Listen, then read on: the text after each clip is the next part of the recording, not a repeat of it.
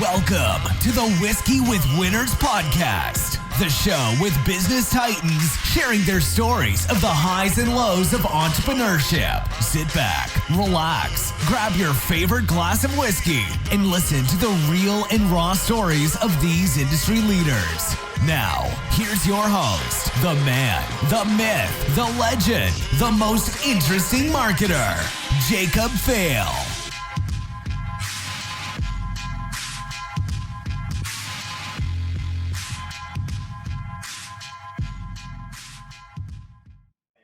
What's up, everybody? It's Jacob Fail, the most interesting marketer, here with Amir Reiter. He is the CEO of Cloudtask, and he has a huge company, 200 employees, and constantly growing, constantly building up his company.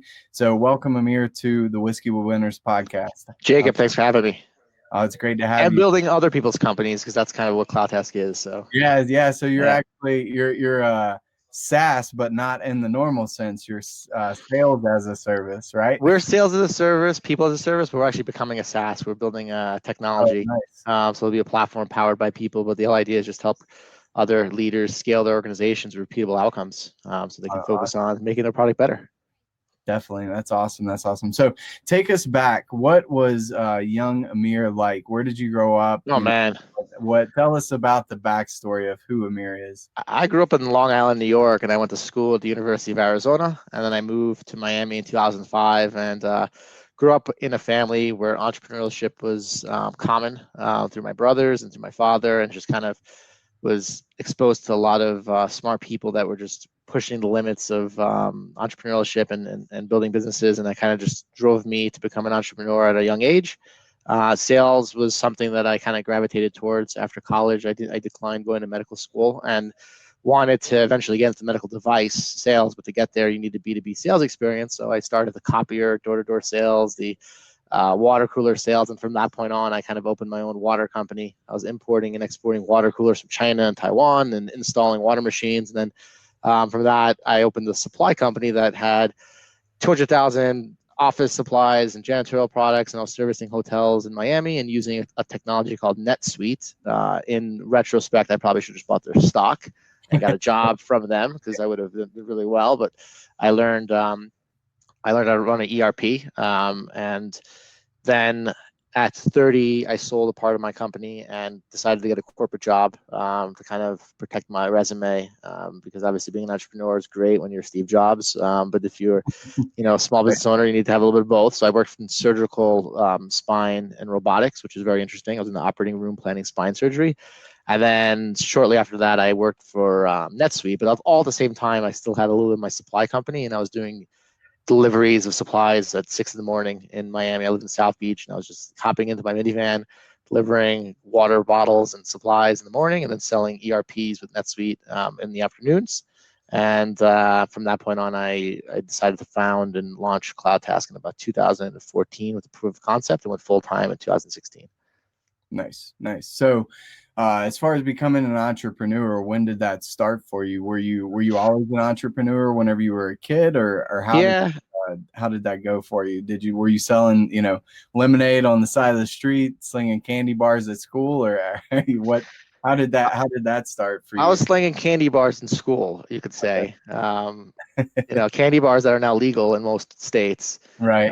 So it's a little bit of a taboo, but no, I was always an entrepreneur and a business person in college, and later after college, just got right into sales and just walking into businesses. And I think one of my most interesting sales experiences was selling vacuums, with $3,000 vacuums, to a demo for an hour long at someone's house, which was really interesting. Door to door, that's awesome. I think door to door sales is probably some of the best experience that a lot of people don't realize, because you go for the no, and then you try and eventually get that yes, and that's a big part of sales for sure. I agree. So how did you come about beginning your business as far as Cloudtask go? I just saw that people were hiring remote workers and not having really good controls and processes, and people are outsourcing and paying really low dollar rates, but like hit or miss with people and skill sets. And then there was outsourcing and BPO, which was really only available to like the enterprise. And I just wanted to create a more sophisticated outsourcing BPO model that was available to companies that wanted to hire maybe, let's say, 2 to 20 reps, not necessarily 150 to 200, and creating a BPO for the SMB, for product fit Series B companies that are looking to scale was just a missing. There's always the big companies and there's the little guns, right? There was nothing in between, and just kind of wanted to fill that gap. Nice. So essentially, you build out the processes and the SOPs and put the salespeople in place for different companies, mainly SaaS startups. Yeah. We include the technology, we include the leads, we include the training, we include the coaching, we include the day-to-day management of employees, the hiring, the firing, and the reporting, so that a leader gets what they want, which is, maybe Jacob representing their company with their LinkedIn profile, understanding their product and results. So we do all of the management as a service, and then also add the consulting, the technology, because we know the business of sales. We're exposed to it. That's why we read it, we study it every day. We work in multiple verticals. So just bringing all of our expertise and backing it behind employees, and almost kind of transferring consulting through a full-time employee, if that makes sense. Gotcha. So, I mean, you have a really, really big company right now, 200 employees and growing. I know I listened to one of the other podcasts you were on. You were hiring, 10 to 20 people a week. Yeah. And so what unexpected challenges or hurdles have you faced in that and in your whole business in the past? Well, I think every day is an unexpected hurdle. So I think just getting used to that, the daily. I think one of the most unexpected hurdles would just be, the challenges of, I would say, managing a big team where, who you are and your identity doesn't really get transferred down, and just making sure that you create visibility to the entire team. So just learning a whole new skill sets where, what got you here won't get you there, they say, and just understanding that, something as simple as like a post on Facebook could send the wrong message to like your whole team, right? So that's more of an individual thing, but just as a company, you just have to understand that a corporation that's over 100 people, 200 employees moves differently than a smaller company. And just learning how to set course and direction early on if you want to make a move or pivot. Today you had to make those moves 5 months earlier, right? Right. So just kind of like how a bigger organization can move slower. And then, from that point on, just, what you think companies need and want to hear is not necessarily what they want to hear, right? Like you might talk about, oh, we're a managed service, we have technology, we have this, we have that, but people might just want to hear, we'll cold call 150 people a day, right? And learning just to say the basics, right, of what you do. Nice. I need a couple of those people. Yeah. And if I say, hey, Jacob, we have a crazy managed workforce with technology, and you're like, okay, what do you do? And I'm like, hey, Jacob, we'll call 150 people a day for you. Right. And you're like, sold, right? So I think just learning that it's not overcomplicate things. Yeah, that's a big thing too, because I'm slowly growing and scaling. I've been doing a lot of outsourcing, but starting to hire in some in-house people to do different day-to-day tasks and do hit the phone, salespeople, different things like that. Yeah. And that's good to hear. So I mean, as far as that goes, how important is SOPs and processes for you and your company and any other company, since you do that for other companies? Because I'm starting to build out SOPs, or I call them ASOPs, automated SOPs, so where I can remove myself from that process and have my team do everything for me, and basically build the business and build the vision and build the future of the company and work on the business instead of in the business. Because I think a lot of entrepreneurs, they're too busy working in the business instead of on the business, being able to build out these different processes, different visions for the company in different places, where that you want the company to go and grow. So how tell us a little bit about that. Well, it's very important. I think it's well known that it's very important, right? I think if you're hiring, LeBron James to play basketball, like he might not need an SOP, right? He just gets the ball. Right. But that's not always the case, right? So I think you have to lay a framework for the middle performers, the bottom performers, and the top performers to follow, because without that, you're really just kind of relying on luck and hiring the right people who just do the right things. And sometimes you yourself need a a schedule to keep yourself on as well. And let's face it, as leaders, if we woke up every day and it was do X, Y, Z, and you'll get X, Y, Z, we would love to do that, right? Right. I think living every day, like it's a different challenge, is kind of stressful, but it's very important. It's also very hard, and there's no guarantees, right? I think the scariest part about being a leader of an organization is that you're not necessarily guaranteed that the payout or the reward is going to be higher than just having a job, right? And that's the unfortunate part, because that's also why everyone would do it if it's easy, right? So I would say that the last 4 years has definitely kicked my ass, excuse my language. No, you're good. And that's normal, right? But it's affected everything, and you have to be prepared to sacrifice a lot if you're gonna go for building a big company. Well, yeah, definitely. And so that's the thing that a lot of people don't get, is that entrepreneurship is a very, very lonely road. And if you don't have someone there, family or friends that are supporting you, and even sometimes, family and friends could be the the biggest downfall. They might be the biggest doubter. And I think that not a lot of people get that or understand that. And you got to get up every day and put your mind to it, and go 110%. If you're not going 110%, then you're not going to get to where that you want to be. Mm-hmm. Oh yeah. So currently you're located in Colombia, is that correct? I spend time in Medellin and between our headquarters in Miami. Okay, so the headquarters is Miami. Okay. Yeah. Gotcha. Nice.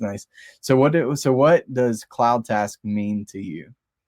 Wow. Cloudtask means to me, I would say, the vehicle to achieve certain goals in my life, right? And it also means to me, it's also a vehicle to me to gain a certain, I would say, respect within the community, to be somebody who can get things done in a business aspect, right? I think that's a personal goal of mine, just to be known to help technology companies scale and grow. And to me, it means everything, right? I'm like, it's potentially my Right. my fuel to have a family at one point, right? We all need that. So right now it's everything, and it's also pretty much my family at this point. We're very fortunate to have, I don't know everybody in the company because we grew, but there's 20 to 30 people that I know very well, that personally friends with, and it's everybody here is kind of building and part of the process, which is great. So it means everything. I don't know how else to say it. Yeah, definitely. So what in your opinion, what are the most common reasons for people that fail or they give up too soon? I think underestimating or not planning, or not being mentally prepared for what it's really going to take would be a number one reason, or just not having product market fit, not knowing when to give up, right? Mm-hmm.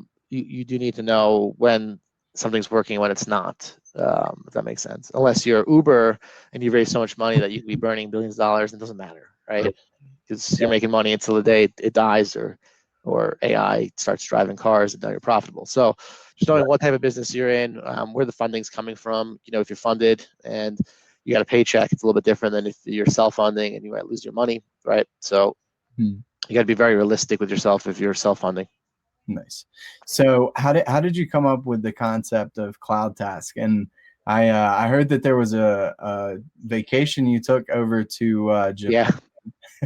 Tell us a little bit about that. Would you hear about my Japan vacation? Yeah, I heard that on it was on one of the podcasts. Oh yeah. I'll just say that I used to be prescribed Adderall, and that's very illegal in Japan. So yeah, they booked me at the airport. I spent 13 nights in jail. I was writing SLAs for Cloudtask, trying to kill time. But yeah, just be careful. Yeah. With you can walk into Walgreens here, and your insurance covers everything, and you have a bottle with your name on it. But if you go to the wrong country with something that's not allowed, you could be thrown in jail. Right. You probably wouldn't want to go over that way anyway because of all the coronavirus stuff going on right now. Not right now. Now, this was years ago. Yeah. No, so how was that whenever you literally got off the plane and then they're booking you right there. They're signing papers that you couldn't read, that you didn't understand. Yeah. It was intense for sure. I bet. Were you and didn't you have your family member, your brother with you? Well, my brothers, yeah. Yep. Yeah. And that just put a damper on the whole vacation. Oh, the whole trip stopped. Yeah, and I had to pay for everything. I paid for all his trip. We were going to Hong Kong, Australia, New Zealand. So killed a big trip.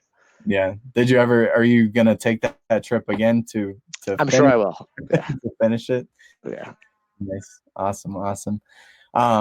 So how do you see as far as sales and different aspects of your business and other people's businesses, since you're in businesses building their teams, how do you see that changing over the next 3 to 5 years, especially with softwares and AI and a bunch of different things that are taking people's place to make it makes people's jobs easier, but it does take some people's jobs away? Yeah, I see there's going to be a lot more customer success, people who know how to support problems and sell, a lot more automation and support, and automation and top of the funnel sales is what I predict. Yeah. Okay. Awesome. So do you think that they'll make it all the way through the funnel, or they'll just stop right there and just buy or die right there? I think you could probably make it through the funnel just with the people on standby. Yeah. Observing the process and there to help just in case. Yeah. Nice. Okay.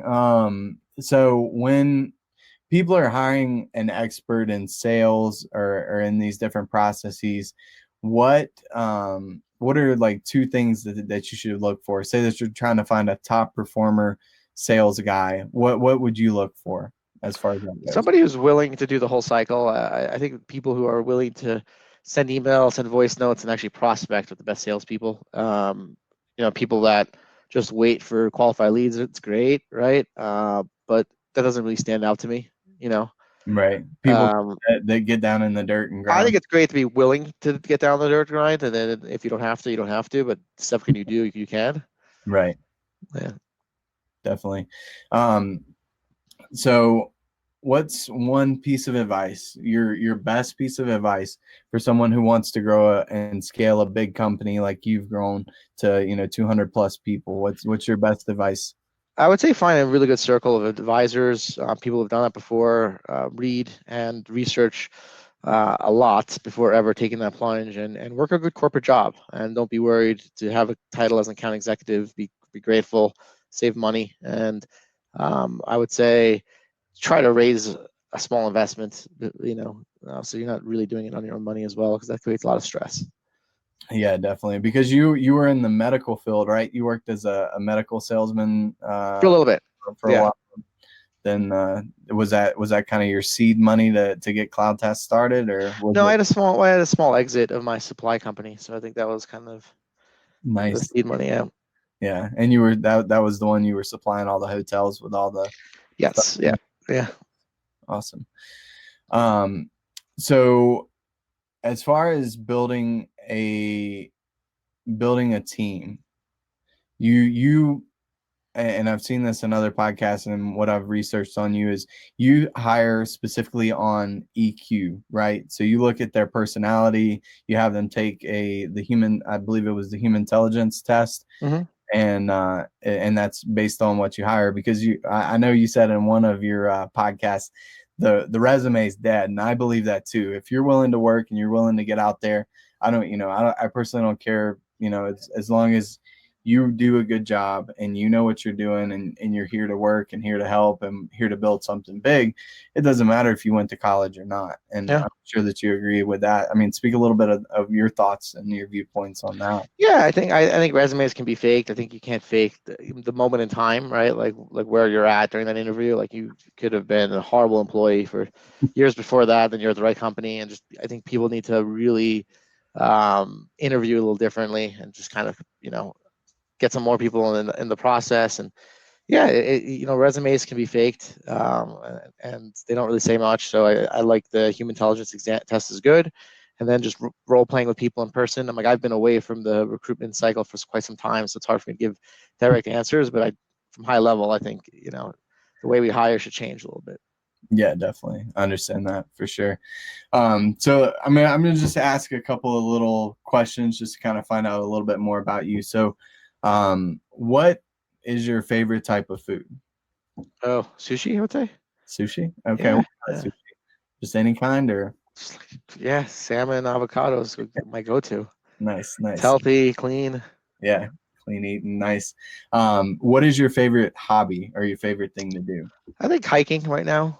Nature would be great. Medellin has got a lot of good hiking. Yeah, there's a lot of mountains, and is it close to the sea or no? No, well, an hour flight. Yeah, that's not bad. So what is your favorite business book? So that's tough to answer. I don't have a favorite. Okay. What's one that you've read recently that you enjoyed? What got you here won't get you there. I forgot by who. That's a good one. Yeah. And then if you say that today was your last day on Earth, what would be the one thing that you would want to be remembered for? I would say helping people. Between you and I think I've helped a lot of people get into good careers. So I found it easier to help myself than help other people. So I guess that would be it. Just being helpful. Being helpful. Definitely. Yeah. Cool. Well, I appreciate you being on the Whiskey with Winners podcast, Amir. Thanks for having me. Everything that you've done. I continue the success that you're having and keep growing and keep building. And, if you need anything else, feel free to reach out. Where can people find you? They can find me on LinkedIn, Facebook, Instagram. I'm on the channel. Easy to reach. Okay, perfect. Yeah. So just reach out to Amir Reiter. Amir Reiter. Yeah. Perfect. All right. Well, thank you for being on the Whiskey with Winners podcast, Amir, and we'll talk with you soon. You got it, man. Take care.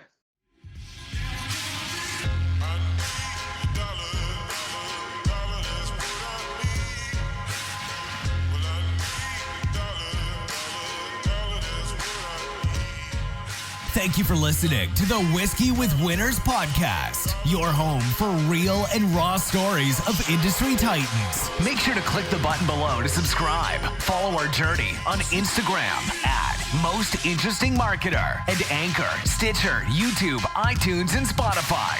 Remember to always stay humble, stay hungry, and stay focused.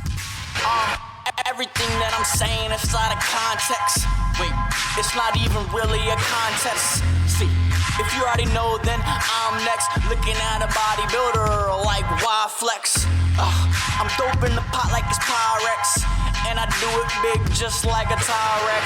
A T-Rex, I'm the best to ever do it. Could be so dope when he flow to the fucking music. Like, this shit is nasty for real. Yeah, I'm dope. You don't even have to ask me for real, man. Damn, I think I'm going wrong. I'm going hard.